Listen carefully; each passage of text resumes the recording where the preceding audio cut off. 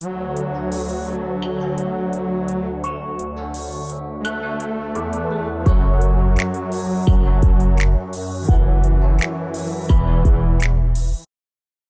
everyone, and welcome back. Welcome back to your favorite podcast. My name is Kelee. I'm Rebecca. We're giving you bad advice today. Okay, don't click off. Part 2. Yeah, part 2. You know, something I'm proud of myself for? The last 3 episodes, including this one, that I'm recording have been part 2s. Oh. And I've never followed through and actually wanted to do a part 2. I love that. Yeah.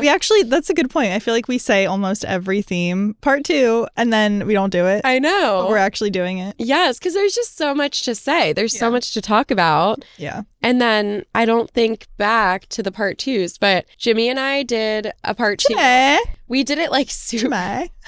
We did it super close. Like, I think we did it like a few days after we recorded the part 1. So we were still like, it was top of mind.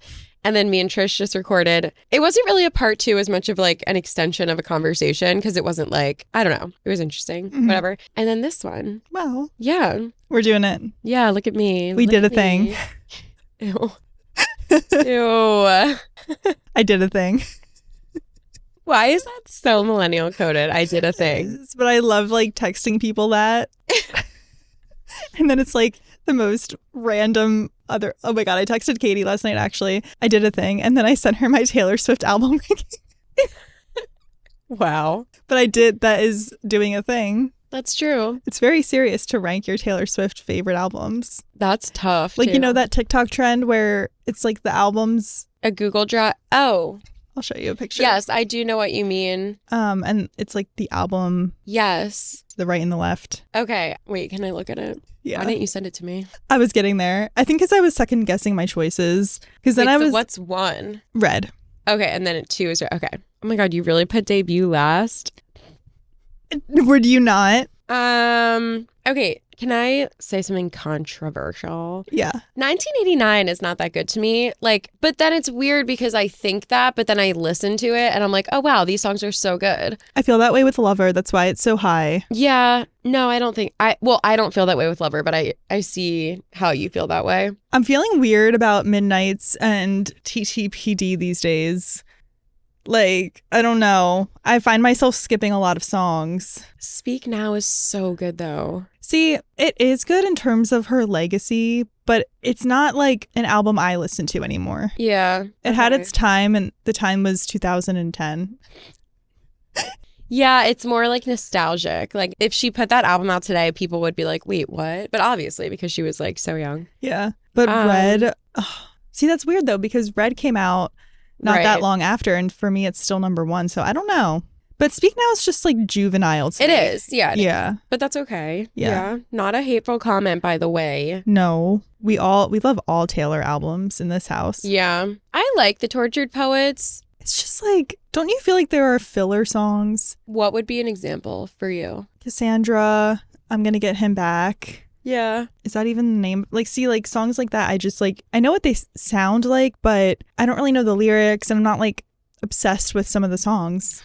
Yeah, I would say it's definitely not my favorite album, although I really, really love some of the songs on it. Me too. But it's not an album that I listen to, like, front to back in that order. Yeah, me either. But I would do that with Reputation. Mm-hmm. Oh my God, Reputation is so good. I'm so excited for the re-recording. I'm so excited for the re-recording and then for all the little haters to come out of the woodwork and be like, I love Reputation. Mm-hmm. Big Reputation. And it's like, where were you in 2017? Reputation. Yes, I'm gatekeeping. What were your tweets in 2017? Where were you when you heard Don't Blame Me for the first time? Because I remember. I remember too. I was in my friend's car. Same. Near the King of Prussia Mall. Honestly, probably. Wow. And I was like, wait, I like this song. My drug is my baby.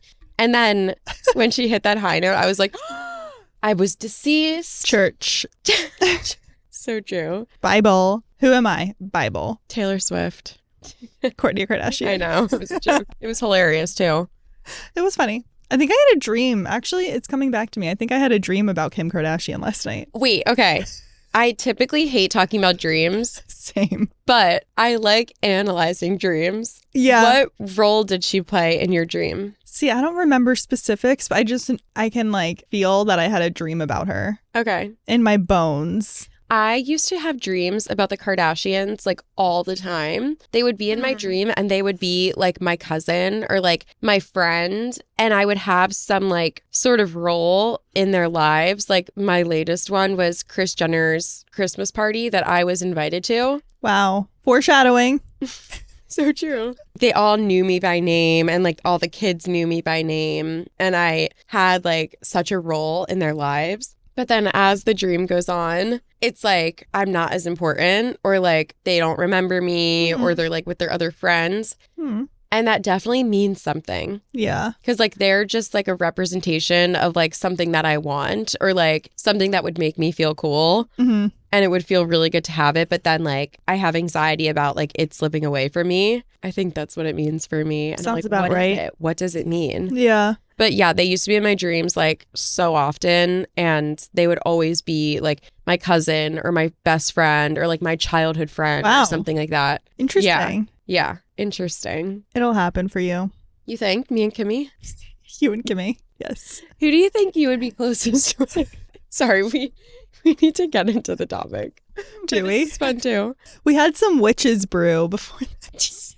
Just kidding. Rebecca always says, we just drank witch's brew when we start to be weird, and we never do. True. It happened one time. Did it? Yeah, like the third episode. Like 2 years ago.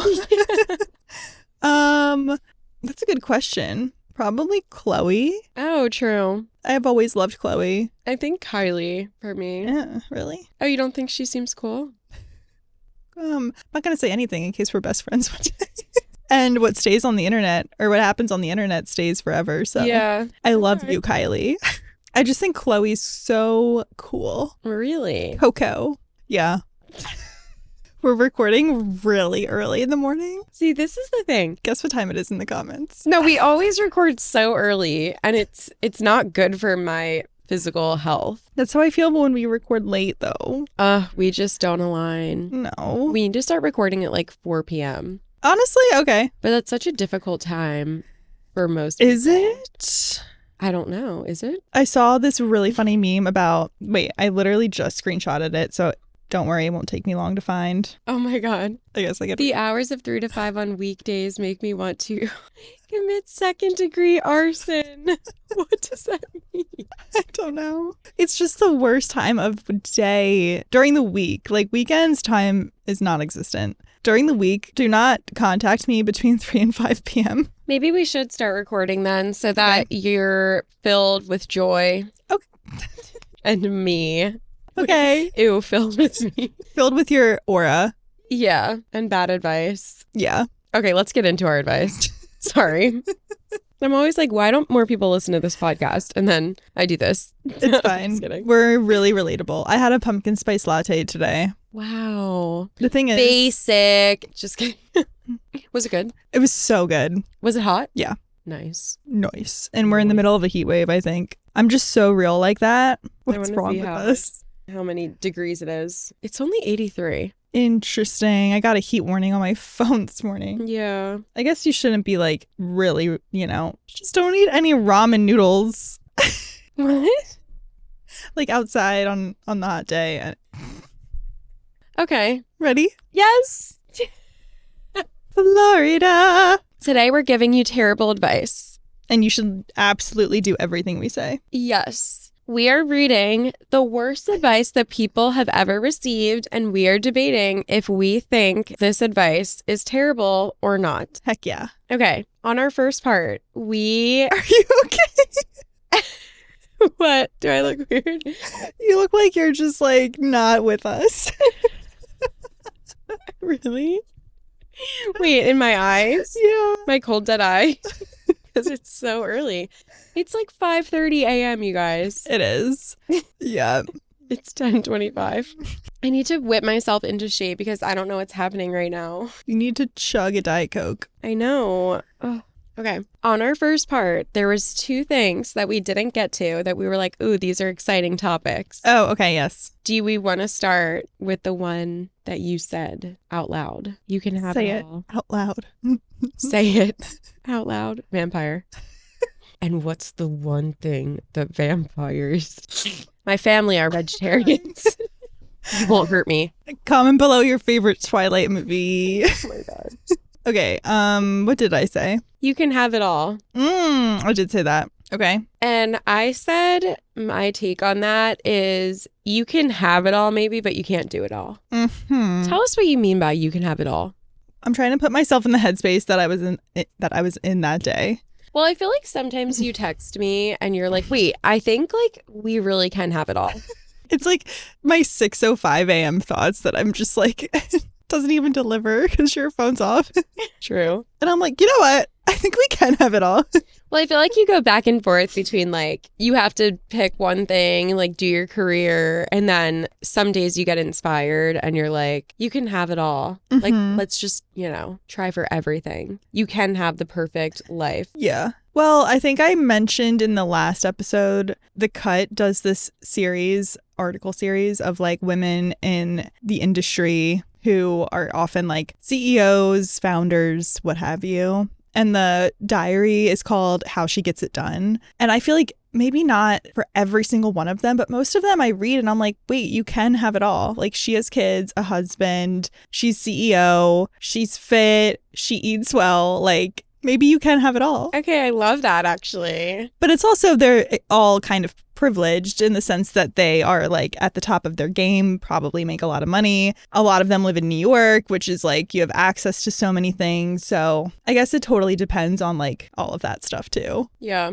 It's like they don't have to work 3 jobs to like make ends meet, I guess. Yeah, okay. I guess it totally depends on like your situation. Yeah. I think you can't do it all. I don't know. I feel like sometimes people just get in over their heads and you look at people that are like entrepreneurs and they own like 17 different businesses and yada, yada, yada. And it's like somewhere something is like probably slacking because you physically cannot do that many things. Like, sure, if you have a team, you could have like all the businesses running, but like you need to realize like you alone, you cannot run like 15 different businesses with no help. Have a team maybe, but like, I don't know. I just think that sometimes people get in over their heads and like, I just see so many like inspirational like business videos that are like, start this brand, do this, like start this business and then pivot and do like all these other things. And it's like, okay, you need to be realistic. Like most people don't have all of that time, money, capital. Like you're like selling this idea that will never be achievable for most people via your online course or something like that. And it's like, no, you actually can't do it all. Yeah. You could start one business maybe and then get it up and running with a team and managers and all this and then start another one and do the same thing. And now you have 2 or, you know what I mean? Like, I don't know. It's like you can't just like start 17 businesses today and have them all be equally successful and have equal amounts of your energy and time and enough energy and time to actually have them be successful. Like you just, I don't know. No, that's true. And also you're probably sacrificing something. Yeah. Whether it's sleep, whether it's like self-care time. Yeah. You know, something's got to give, I guess, along the way. I think I'm just naive. Wait, what do you mean? Like I have this vision that one day I'm going to like literally be a billionaire who like still has time to like take her kids to school and also do my face mask and also go to SoulCycle and also cook and also bake and also read 50 books a year and also like be the best boss of all time. Like everyone loves me. Yeah, I actually really do wonder, like, because that is like a dream. But like, do you think there's someone that you could look up to that has that? Kris Jenner. Kris Jenner? Right. Just kidding. Sarah Blakely? Yeah. Or what's her name? Whitney Wolf? Who's that? The founder of Bumble. Oh, I don't know her name. I don't know if it's Whitney, but her last name is Wolf. I'm like 99% sure. Yeah, okay. I've listened to a podcast with her. Yeah. Lauren Bostic. Okay. I wonder if we talk to them and ask them what is something you don't have time for, what would they say? And not some like, I don't have time for gossip and drama. No, like literally, what do you not have time for? Like the thing you wanted to do today, the task you wanted to do, and you just couldn't get to it because you did Soul Cycle, loving on your kids, like cooking dinner, blah, blah, blah. I bet they all have private chefs. They don't cook. Yeah. I'm sure they don't bake unless it's like a passion for them is what I guess like what I just said is like, I'm not trying to hate on them. I'm just trying to be realistic because a lot of rich people will take the things that the tasks in life that everyday people do that don't make them money and that take the most time. And they'll be like, well, if I work during this hour, I can make $1,000. But if I mow my lawn or cook myself dinner during this hour, I won't make any money. So they're going to pay someone $50 to $150 to do that during that hour. And like, those are the things that it's like, you have to give up something. Like there's not, or maybe it's like driving their kids to school. Like maybe they put their kids on the bus or have a driver for their kids, which like seems really like, oh, you have a driver for your, like, you know, everyone would judge you for that. Yeah. But at the same time, it's like, yeah, because driving and sitting in traffic, like when I just got up with my kids and I'm going to see my kids when they get home, like you can't, it's like, yeah, you can't do it all. Like I think you can have it all, but you can't do it all. Like you literally cannot wake up, spend every waking minute with your kids, just like go to work the instant that they leave, make $1 billion. And then the instant that your kids get home from school, you're with them every waking minute because you have to make dinner. Like, and then you're not with your kids. Then you're not doing like all these other, like, I don't know. It's just like, I don't know. I also think that very few businesses, not few businesses, I guess I shouldn't say that. It just takes so much time to get your business to a place where you don't have to work for like 8 hours a day or X amount of hours a day in order to make money. But all of those people did, but they probably didn't a few years ago. Like it just takes time to like work up to the place where you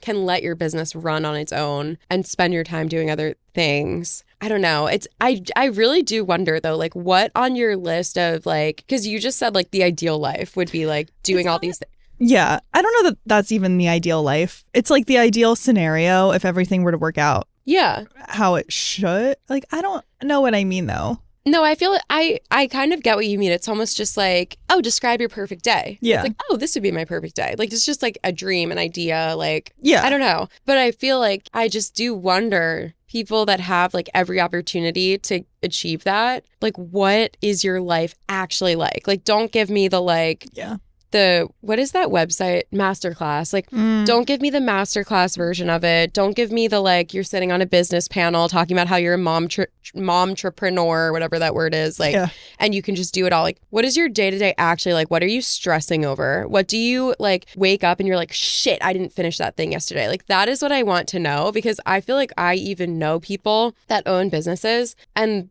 it's like that. Like they come off as like this hard because they are hardworking. Like every person, every colleague of mine that works in my industry is a freelancer and they all work so incredibly hard. And I'm sure if you put them on a business panel, they'd be like, yeah, it's amazing freelancer life. But like we text each other and we're like, shit, I don't have time to like X, Y, and Z. I'm like so overwhelmed. I like don't have time. Like I need to hire someone, but I can't find someone to hire. And what are you actually struggling with? Like that is what interests me. Because I feel like that's what will actually help people after you give them like the inspirational spiel about like, go for your dreams, work hard. It's like, okay, yes. And then what are all the hard things about it? And like, what makes you like, you wear 17 hats, like when you have a business, what's like the most difficult hat to put on? What are like the 5 hats that you haven't even gotten to in the past like 10 weeks because you're so busy with all the other hats? Like, but I feel like they outsource those problems. That's like the thing. That's like the trick that no one wants to admit is like, my assistant does that, my nanny does that, my driver does that, like, you know? Yeah, I feel like nobody wants to admit the outsourcing within their personal life. Like everyone talks about outsourcing in your job, but it's like you have to be doing something like I don't know. Yeah, like who is cleaning your house? Because then if you're like, you have a cleaning lady, people are like, well, must be nice. Yeah. It's like you get judged for literally everything. For sure. And then, if a rich person was like, I have a nanny, people are like, well, yeah, I would be able to make that money too if I could afford a nanny. It's like, well, maybe they couldn't, but maybe they worked and then they like got a nanny. Yeah. Or I don't know. That's like true. Maybe it didn't go in that order. Maybe it didn't go nanny, then they go to work, then they make the money. Maybe it went, they made money somehow. They had just enough to get a nanny. Then they got a nanny. And then they, like, I don't know. It's like, you don't know, like, what came first on the ladder. Sure, some people are born into it, but, like, I don't know. No, it's an interesting conversation. Yeah. We'll see how it shakes out for us. Right. Yeah, I'm like, I don't even know where I'm going with this. This has nothing to do with the episode. No, I feel like it was what I wanted to talk about last time of like, you can have it all. So Yeah. yes, you can, but there's asterisks. Asterisk. Yeah. You can have it all, but asterisk. I really, really want to know, like, what do these women do? I don't care about men. Like, I literally, sure, go to work, have a job. I don't care. Yeah. What do the women do? I want to know about them. Mm-hmm. What are you waking up and doing? I'll send you some of these diaries that I read. It's really interesting. But do they dig deep into like, I'm struggling so hard and I don't know how I'm going to get this all done? Sometimes. Maybe. Okay. Yeah. I'll find a good one for you to read. Yeah, I think they're interesting. I think actually too, people can't even say that because imagine that you just hired someone or someone's business to do like a really important task for you and you're paying them a shit ton of money to do this work for you. And then they go on a podcast and they're like, I'm overwhelmed. I'm overbooked. I took on way too many clients, way more than I can handle. I need to outsource, but the people that I'm outsourcing can't do the job as well as I can. So then I have to spend more time looking for better help. But then like that takes away from the clients that I'm already overbooked on. Where's that person? But you can't say that. I know. Because then every single client's going to be like taking like end of the contract. Yeah. You cannot like, I don't know.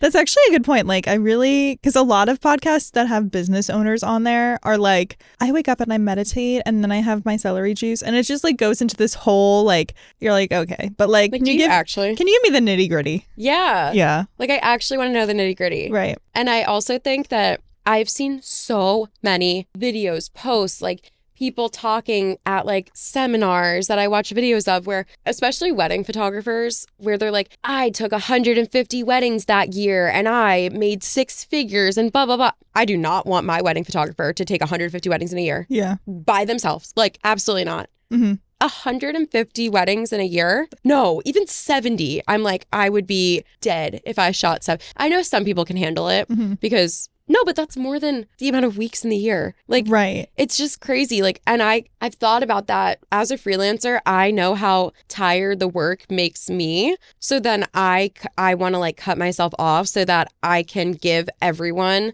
my full like attention and energy. Mm. And I feel that going forward, like in my life, when I am thinking of hiring someone, I don't want to hire like the boss babe that has like 10,000 clients and like is at the top of their game. Because I'm like, are you though? Mm-hmm. Or do I hire the person that has 100 clients and doesn't, I don't know. They're not stretched too thin. Yeah, exactly. Yeah. Exactly. Yeah. Like sometimes it's really attractive to be like, I want to work with, I would never say anything bad about Sarah Blakely, but I'm like, she just comes to mind because she's like my number one like inspo for like women in business. But so I'm not going to use her, but like someone like her, like someone that's at like the top of their game, the most inspirational, like, do they even have time for you?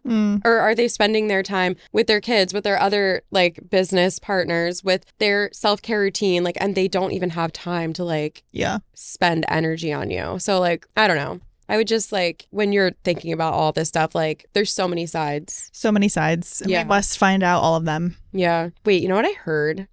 I don't know where I heard this or if I came up with it myself, but I'm guessing I didn't come up with it myself. But like, you're like a dice, a die. And I just said you're like a dice. Wow. It's 6 a.m.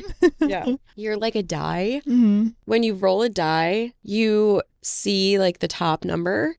But then like there's also the number that's like facing you on the sides in front of it that's a little bit harder to see. And then you also could like walk around and like see it from 180 degrees opposite. And then you're seeing the other 2 sides. And you're like, wow, this is really what it is. And then it's like there's a whole side on the bottom that's touching the surface that like you can't see at all unless you like completely move it. And I feel like that's a really good like analogy for like every single part of life. There is just so much more than it seems, even if you think you see all sides. Like, there's so much that you could be missing. So true. Yeah. Wow. Facts. Moving on. That was a good note to end on. Yeah. I feel like I was really negative just now. I don't mean to be negative, but I just want to like, there's so many sides. Realistic. Okay. Yeah. Okay. No negativity found. Also, I feel like it's like clear that like I feel overwhelmed right now with like so much stuff going on. So it's okay. Yeah. But I'm trying to be real, okay? Yeah. It's just true. People get overwhelmed. Facts. Here's a piece of advice that I am interested in. This is what someone said is the worst advice they've ever received. Go with your... Oh, I'm going to do my quotes again. Oh, yes. Okay. From the first episode. Yeah. Go with your gut. Oh, sorry. I literally forgot to quote. See, this is my issue when I record at 5:30 a.m. I can't think.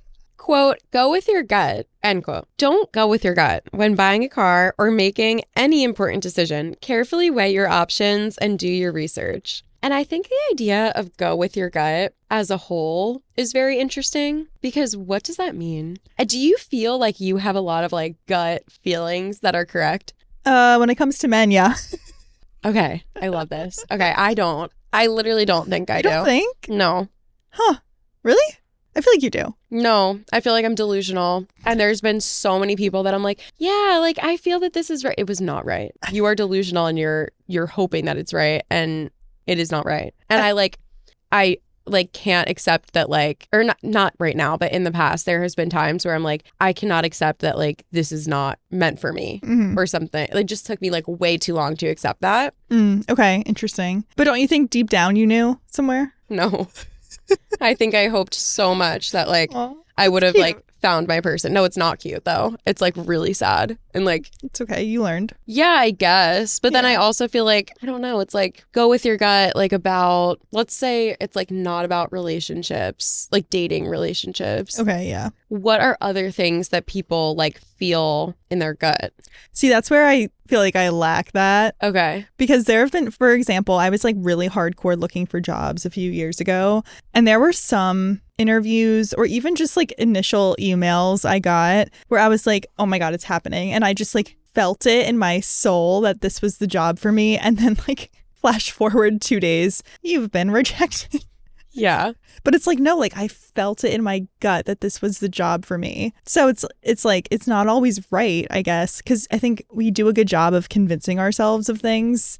So then, but then how does that relate to having a gut reaction? Or am I just convincing myself of something? That is exactly what I think about this because I don't know the difference. And like, I feel like it happens a lot when you're in like a bad situation or a scary situation where people post about it in groups all the time that I'm in. Like people are like, I just had a really scary situation, and they'll describe like them walking down the street and then there's a man on the opposite side of the street, and at like a similar time the man crosses the street and then they like, and it's like go with your gut, like, and then they like they like run into a business and call the police, and then they post about it and they're like, I just had a terrible gut feeling, like whatever, and everyone's like, you're right to follow that gut feeling, like when you know, and like you're right to have done all these steps you did, which is like run to a person, a business, call the police, yada, yada, yada. I also have anxiety, paranoia. I am an overthinker. Mm-hmm.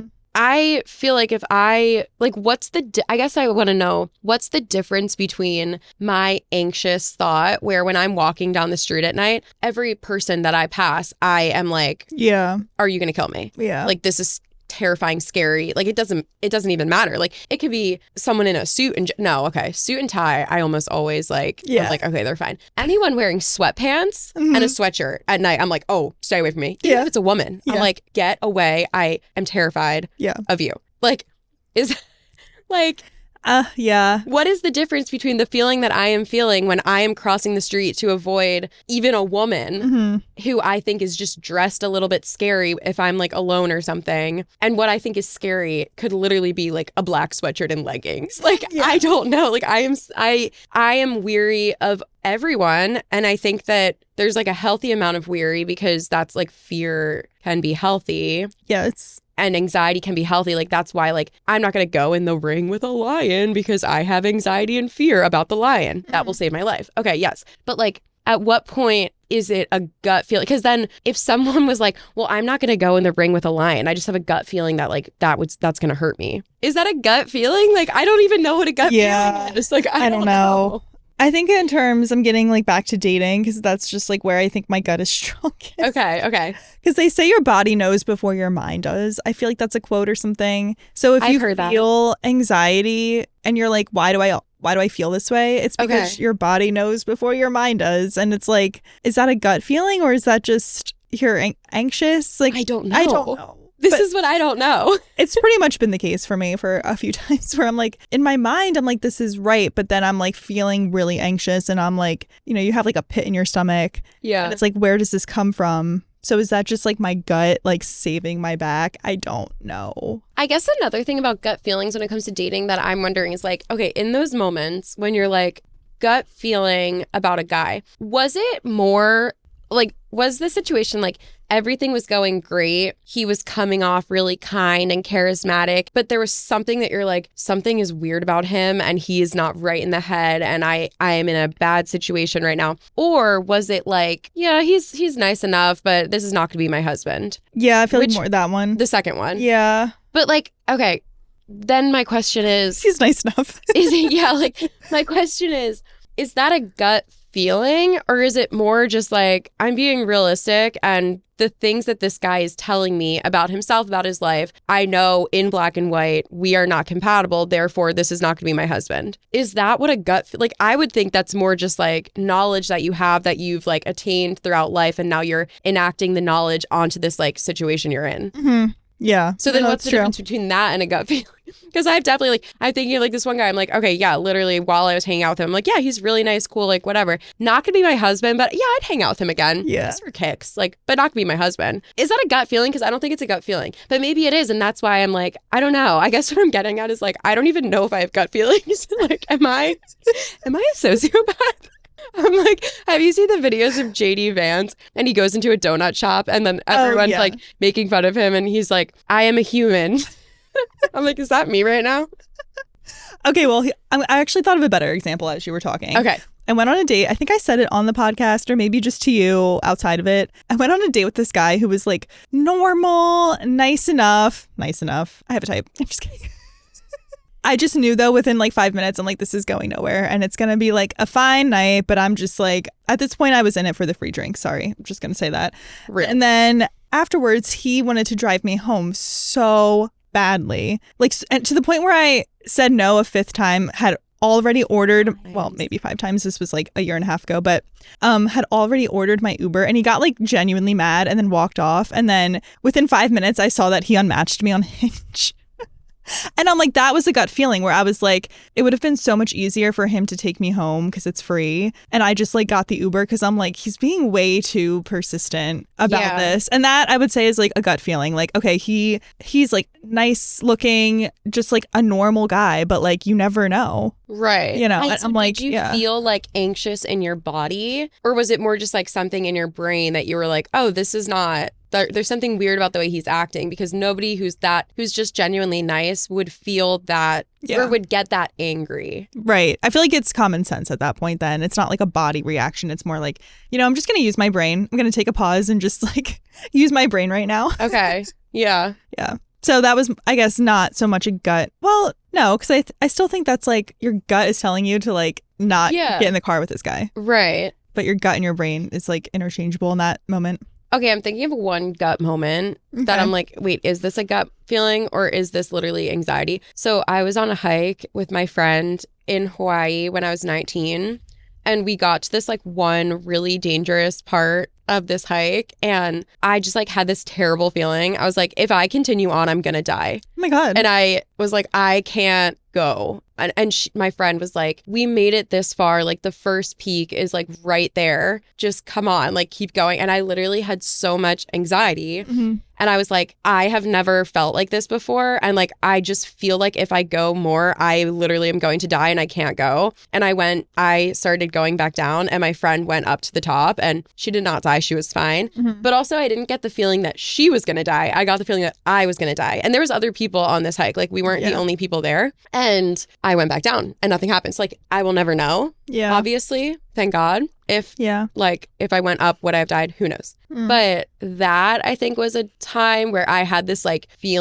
overwhelming feeling of like, do not do this thing. But at the same time, like we're on a dangerous hike. I'm a teenager. Like, I don't know what life is. I don't know what hikes are. I don't know what scary mountainous hikes are in foreign lands, like foreign to me. Mm-hmm. Like, I don't know. So was that just anxiety or was that, I would say that is like a very strong gut feeling that I got. And maybe a gut feeling is a mix between anxiety and real life lessons and this like extra feeling that you feel. Yeah. But I also think that like, no, I don't think, but I wonder if when people are saying like gut feelings about these like more, I don't want to like be judgmental and this is going to come off wrong, but like more like minuscule everyday situations when they're having these gut feelings. Like I really wonder like, what is that feeling you're feeling? And have you felt that before? Because every time I get anxiety when I walk past like a stranger at night, I would think that's kind of like a healthy anxiety because it makes me keep my guard up. It makes me be aware of my surroundings. It makes me be like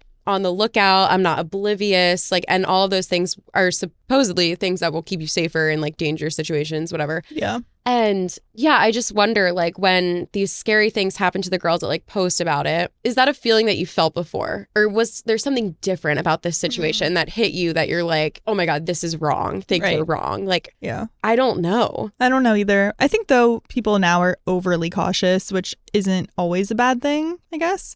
Especially with dating. So I think when people say gut reaction, they're just like being overly anxious and cautious, but for, I guess, good reason, because we're all in these Facebook groups and we're all like out here just experiencing scary things more than. Yeah. I do wonder too about like, I don't know, I would love to do an episode where we just read like gut stories, like these crazy stories where like you had a gut feeling and you did the thing. That's a good episode. But I would love to, but I feel like I've tried to research them before and they are like the ones that are actually shocking are, in my opinion, more few and far between. Because like an example would be the story that I just told about that hike. Like you never get the hard-hitting part of the story because the hard-hitting part of the story is what my gut feeling saved me from. Oh yeah, that's true. So I'm like, oh, I had this terrible feeling that I was going to die. So I went back down and I didn't die. Well, like that story is like anticlimactic because like God or the universe or my gut saved me, you know? I think like an example would be if you're driving, let's say, and you have a gut feeling to not run this yellow light because a car is going to come like zooming through. Yes. And then you stop and then that happens. Right. So, and then there's like a car crash right in front of you or something. Yeah. Yes, I agree. But I feel like those are the stories that like I don't see them too often. No. Yeah. And like most of the stories that people will like write when prompted with like, what's a gut feeling story that you were right? Like, I feel like a lot of people will like post about the scary person they passed on the street when like they went into the business just to be safe. And it's like, okay, I hate to say this, but this is something that I've learned from doing the podcast. Most stories and experiences you have are not that interesting. And mine too. Like, I feel like I've just learned that when you're reading, like, especially the story episodes, I will literally read like hundreds of stories in order to get the like 30 stories that we share, or maybe even 10 stories that we share on the podcast. Because most people, like, your life is the most interesting to you. Yeah. So when someone's asking you for these like crazy stories, you're gonna be like, oh my God, I was on a hike in Hawaii and I thought I was gonna, and it's like, that's really not interesting to anyone except me because I was the only one that was there. Yeah. So I'm not gonna like write that into a podcast, you know? No, for sure. Not to like hate on people that are writing into podcasts, but like it's just like it's really hard to find stories that are actually really crazy. Yeah. And like really hard hitting and like make you think, you know? So that's why you can't, like, it's really hard to do podcasts like that every week all they tell is crazy stories and every single one is as equally crazy as the last one. Like, there's gonna be boring stories. Yes. Even though there's 7 billion people on the earth and you would think that like maybe they would have more life experiences that are wild. I think they do. They're just not posting on Reddit, unfortunately. Yeah, or writing in when I post about it on my Instagram story. Actually, this is off topic, but I feel like that's why Tana Mojo got so successful, because she was like the craziest storyteller. She was like, yes. Like, and her stories were like 40 minutes long. And I remember watching all of them all the way through because they were so interesting. And now it's like we have TikTokers. Sorry, I feel like I'm just like gonna hate, but it's like people think they're so interesting. And I'm like, you're just not as interesting as you think you are. Oh my God. So, okay. Like, I'm going to comment on both parts of your story. Okay. The Tana one. Yes. I remember when Tana made her first videos in like 2016, the bleach in town. I remember thinking, this girl is so, and I would tell Tana this to her face and I think she would respect it. Yeah. I was like, this girl is so annoying. Like, shut up. You're so annoying. The details in the story, like, this is ridiculous. I couldn't stop watching it. No, me either. I watched the entire thing and then I watched the next one. Yeah. And I'm like, she's so annoying. Why was I so annoyed at her, but also I couldn't turn it off? There's something in my brain that's doing that. It's like, it's annoying me, but it's also addicting me at the same time. Mm-hmm. Like, it was so weird. Mm-hmm. And look at her now. Yeah. But pop off. TikTokers, oh my God, I know. I see so many videos that are like, if you're like not getting views on TikTok, aka me, but so it's fine if people think this about me, because not everyone's gonna think you're interesting, but whatever. People are always like, if you're stuck in like getting no views and nobody's seeing your videos and no one's interacting and yada yada yada, you just need to like change your hook, do this, get a better camera, get a better phone, blah blah blah. And I'm like, wait, but everyone? And then I've seen very very few handful of videos where it's like, guys, I have to be real with you. You are not good at TikTok. You're not good at telling stories. You're boring. Your life isn't interesting. You're not meant to be a content creator. Yeah. And I'm sorry. Yeah. It's like, that's actually what's true, probably, about most people. Yeah, I saw this one the other day. Actually, the hook was good. She was like, if you go to workout class girlies, listen up. This one's for you. And I'm like, oh, I go to workout classes. Like, this one is for me. And all she said was, please wear deodorant. Thanks. Scroll. No, that's so funny. Revolutionary, groundbreaking. But never you heard know, it if before. she was like, I went to a workout class and it's a studio that's typically really clean and I've loved it for years. Like, told a story. Yeah, like literally tell a story and then be like, I started to smell something. I wasn't sure what it was. And I had remembered that I saw a rat outside the studio in New York City 3 weeks earlier. And I was like, oh my God, I think there's rats in here. I thought it was dead. Like, you're telling this whole story and then you're working up to, and then I looked over and the girl next to me had a natural deodorant bar in her bag, like something like that. Not to hate on natural deodorant, but you know, it didn't work for me. But whatever. So you're like building up the story rather than just being like, I went to a workout class and like, I'm not sure why I went to it. I went to it because I want to lose weight and I like Pilates and I. No one cares about you. Yeah. No, that's nobody so true. cares about you. Like, yeah. And nobody cares about me. Yeah. And that's fine. Right. Well, they don't care about you until a certain point. Nobody cared about Tana when she went into the salon. They care about her now because now she's hooked them. But whatever. They care about you because you tell a good story. Exactly. And not because you going into this workout class is that groundbreaking. Like, right. You going to a workout class isn't interesting. And the reason why you're going probably isn't interesting either. Yeah. I thought she was just going to say something so crazy. Like, I looked up and all of a sudden my instructor turned into a rat right before my eyes. Yeah. All she goes is, please remember to wear It's like, shut up. Like, I didn't need you to tell the internet this, you know? Yeah. And then if you're gonna say wear deodorant, like, hit me with something after. Yeah, like, and it's like all the comments just eat it up. They're like, oh my gosh, yes, like, we need to hear this. It's like, are we okay? That's so funny. No, I do feel like I hear stories the time where you really ate with this one, girl. Sorry. Wear deodorant? Well, if the comments are eating it up, I do wonder, like, what did she say after? That was it. Or was it more like a satire thing where it's like, life lesson? Like, was it supposed to be She literally just funny? said that and was like, okay, thanks. It was like one of those where you're like walking down the street. Okay. I could see why people eat that up because it's like if you had just gone to a workout class. I guess, yeah. I don't know. There's definitely boring people. That's my point. There's this one podcast that I know I'm not going to say it, by the way, just spoiler alert, but I shouldn't have said that because now people are going to be like, skip. No, you've listened to it. Trisha's listened to it. I've listened to it. Me and Trisha were talking about it last night. It came up and she's like, I listened to this one, and I was like, the girl's really boring. She's like, yeah, like the girl's so boring. Tell me after. What? Tell me after. I will. Okay. Just some people are boring. And like, but then again, everyone on earth, there is someone that thinks you're boring. Yeah. There's probably billions and billions of people that think I'm boring. That's fine. I'm just going to find the other billions and billions that don't. Exactly. You know? So there's billions to go around. There really is these days. And you're not boring, by the way. Oh my God, thank you.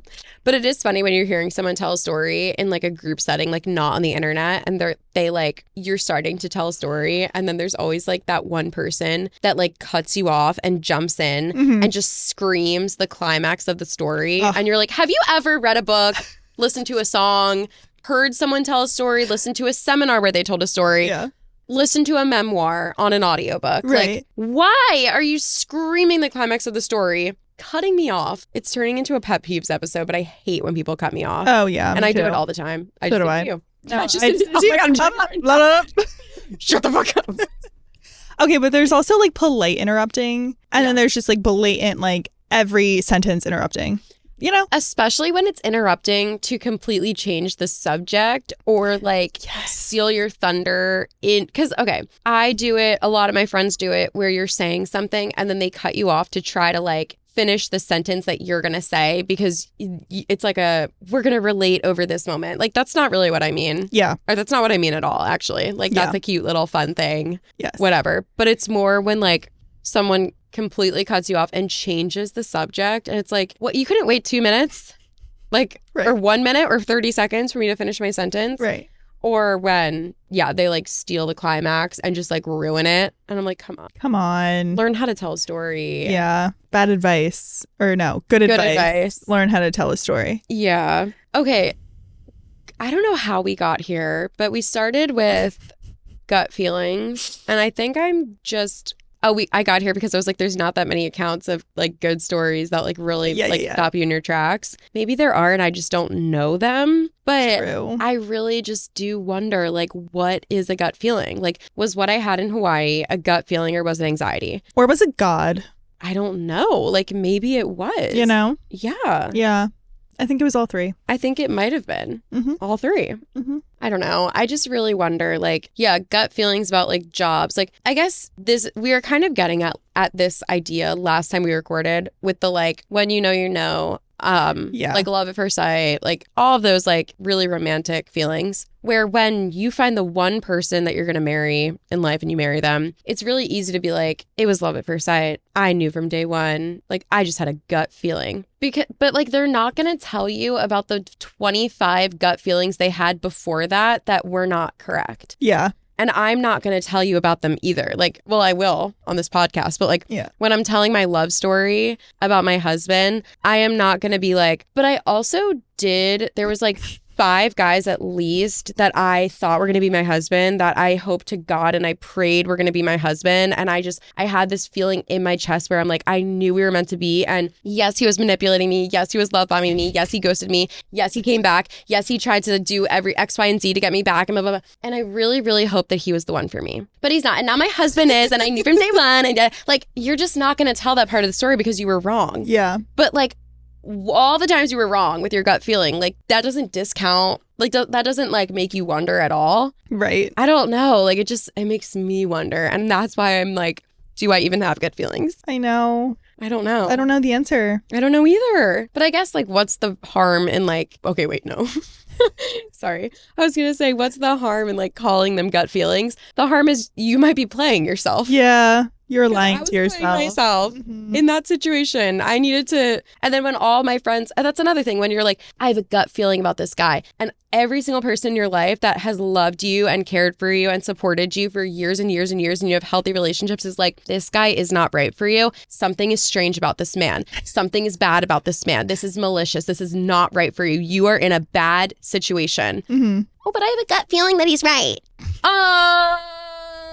And what happened after that? Like, what happened next? You're wrong. Like, yeah. No, I think it's when people are like, trust your intuition. It's like, no, I can't though.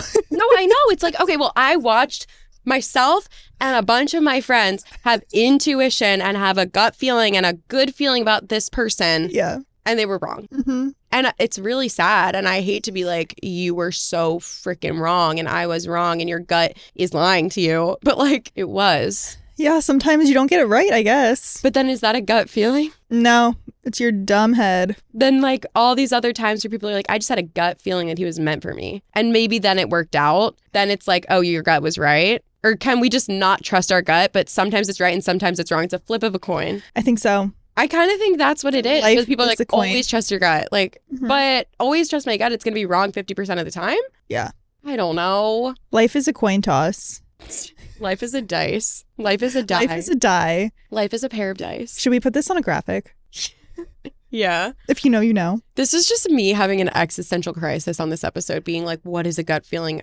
Is my gut correct? Have I even ever had a gut feeling? I'm sure you have. Because that's what I wonder too. Like all these feelings that I've had that I'm like, I just know, like I have a feeling, blah, blah, blah, blah, blah. Maybe that's just not. And all the times where I'm like, you're wrong 50% of the time. Maybe those are feelings you think are gut feelings, but they're actually not. And then when you're in the situation for the first time, when you actually really need a gut feeling and God or the universe is like, I'm going to give it to her now. Yeah. Because now's the time she needs it. Right. When when you stop at the yellow light, when you go back down off the hike, when you leave the situation. Maybe sometimes there's people in situations that are like, gut feeling, I have to leave, whatever. Those situations, is it a different feeling than the one that I thought about this guy, this scary person on the street, all these little minuscule everyday things? Like, is it a different feeling? I don't know. It's an extra gut feeling. Yeah, I guess it is. Spice on there.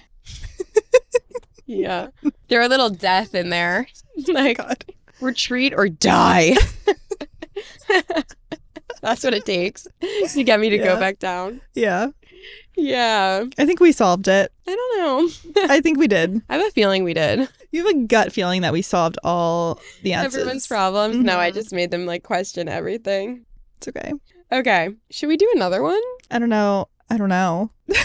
Wow, I have so many on this list. Part 3. No, literally. We could just keep doing this theme. I know. I think we should. There's a lot to talk about with it. Oh my God, I love this one. We talked about this in France. Money doesn't buy happiness. Oh my God, we did talk about this in France. While true in some sense, this phrase is often used to dismiss the importance of financial security, which is a key component of overall well-being and quality of life. Yeah, I think this doesn't even need a lot of explanation. Yeah. Like, don't they say if your basic needs are met, you don't need much beyond that? Because then you just keep wanting more and more and more. Oh, I've never heard that. I don't know if this is like the same thing that we're even talking about, but like, yeah, I don't know. Like, you don't need to be making $1 million. Like, if you're making like, I don't even want to put a number to it, but just like enough to pay rent and get your basic needs and like go out with your friends and like put a lot in, not a lot, but like put some into savings and like you're good. Like, you don't need like the money to get the Gucci bag, I guess is the point. Wait, you don't need $1 billion? Well... I don't know. I read this whole article about it once, so that's just my takeaway. Yeah. Because I think it's saying what this person's saying, like, money doesn't buy happiness, but financial security is important for happiness. It's actually so hard because, like, obviously it doesn't buy happiness, but it could really help you buy or pay for the opportunities that will get you to things that make you happy. I guess it really depends on the person, though, because... Mm-hmm. Let's say like someone's truest, most basic form of happiness is living alone in a cabin in the woods in solitude. Like, yeah, money would not buy that person happiness probably because they can achieve that with like very few funds, you know? Goals. Right. But like if your happiness comes from like adventure and traveling or even like skiing, surfing, you kind of need money to do those things. And so if you're like, damn, I've been really sad recently, like I've been in a slump because I haven't done this like thing that I'm really passionate about in so long and I really want to get back into it. I've been missing it. And the thing that you love is skiing. Like you can't just do that without money. Mm-hmm. Like where are you going to buy your skis? You need thousands of dollars just to get the equipment. Mm-hmm. And I mean, okay, yeah, sure. I know people are going to be like, oh, get it at a thrift shop. Yeah, sure. You could probably make it happen. But if we're talking, I'm going to go into the surf ski board sports shop and buy the jacket, the pants, the boots, the skis, the poles, the helmet, the goggles, the ski pass, the car that I'm going to drive to the mountain with, the gas in the car, the snacks, the $17 chicken fingers. Like, it ain't cheap. Don't you think, like, if they know that skiing brings them happiness in the first place and they already kind of have money? Yup. Yes. Yes, I do. Actually, that's a great point. That is a great point. I'm sorry. No, you're right. Or maybe it's an anomaly and their rich cousins took them skiing. See, that's true too. Everyone's different, but I just do think that like there are certain things, like there are certain activities. This is how I view life. Everyone's different, whatever. There are certain activities that I have so much fun doing. Like it brings me so much joy. And then after those activities, I'm like so inspired to do other things. And I'm like, yeah, that was awesome. For me, those activities are snowboarding, traveling to Europe, traveling to Mexico, going to a resort, going on a boat, going fast, like just going on a jet ski maybe. Mm-hmm. Haven't done that in years, but I had fun doing it once. Mm-hmm. Going surfing, $1,500 longboard. Like, it's everything costs money. I know. So I just don't get how you could like, obviously people are happy without money. It can't buy you human connection, but it could buy you like a volleyball class that could. It always goes back to volleyball. Right? Like, yeah, it can't buy you friends, but it like genuine friends, but it could buy you the ticket to the opportunity to make friends. Aw. And it can't buy you love. Sure. Like, yeah, it cannot buy you love, but it could buy you a premium membership to Hinge or Raya. Just kidding. No, I do think it's like the only thing it can't buy you is like love and human connection. Yeah. Yeah, that's true. So if what makes you happiest in life is love and human connection, which is for most people, I would say what makes you happiest. Yeah, it can't buy happiness. Right. But it could buy you a lot of things that could make you happier or more excited. Peace of mind. Yeah, like more excited about your day-to-day life. Peace of mind. Like, yeah. Like if you're not worried about money every day, like most people are, then I feel like you're like doing okay, you know? Yeah. Yeah. I remember I heard Casey Neistat. Do you know him? Yes. Yeah. I used to love him. I never really watched his vlogs when I was like he was like in his heyday, but then I watched them like after. Mm-hmm. He went on How I Built This with Guy Raz. Have you listened to it? No. Such a good podcast. Really? Yeah, actually, I think you would really like it. It's how I discovered Sarah Blakely, like back in the day. He basically has founders on about really like successful businesses and they tell their story. Mm-hmm. So Sarah Blakely went on, founder of Spanx.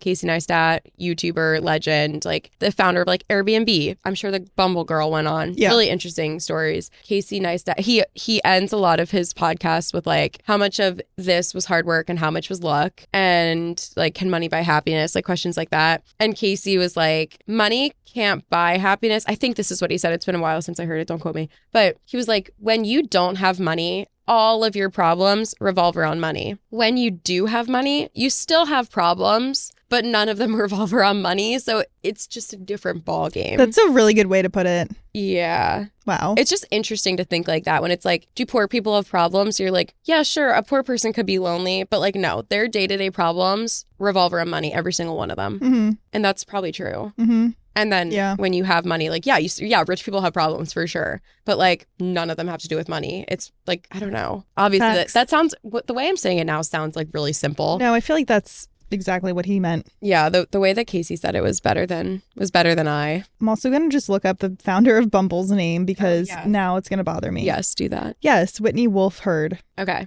so I wasn't off. Nice. Slay. I had to fact check myself. Slay. Yeah. Also, when we were in Monaco, we were joking and we were like, can we put our Instagram caption, turns out money does buy happiness?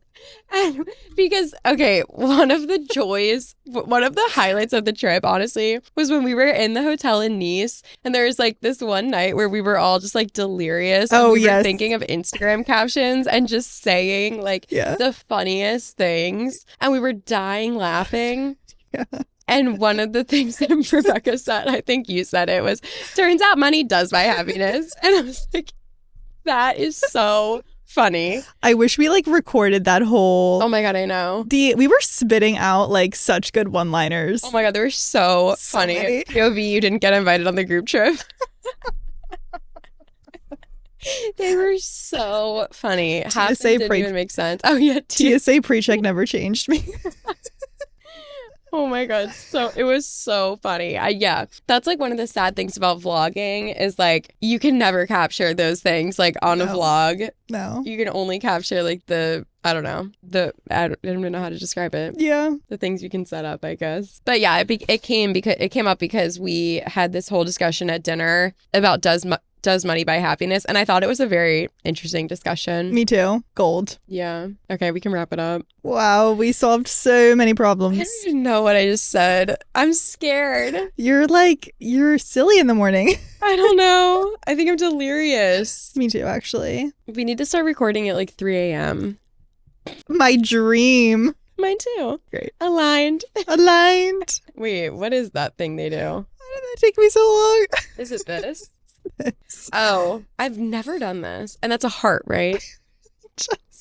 That's how people do. Yeah, that's how the Gen Zers do the hearts. We do this. I am fully Gen Z. I must say. Yeah, you are actually. Other than that, like that is one thing I never got. Is that a heart? I think so. And that's how people do the heart hands. So then when people are in videos doing this, does that just mean like half of a heart? I guess. Okay, that's the only thing I don't get. I don't get it either. I guess it is. Okay. Interesting. I don't know. Thank you so much for listening to our podcast. Please share it with your friends. I'm begging you. Please. Love you. Appreciate you. And we'll see you in the next one. Bye.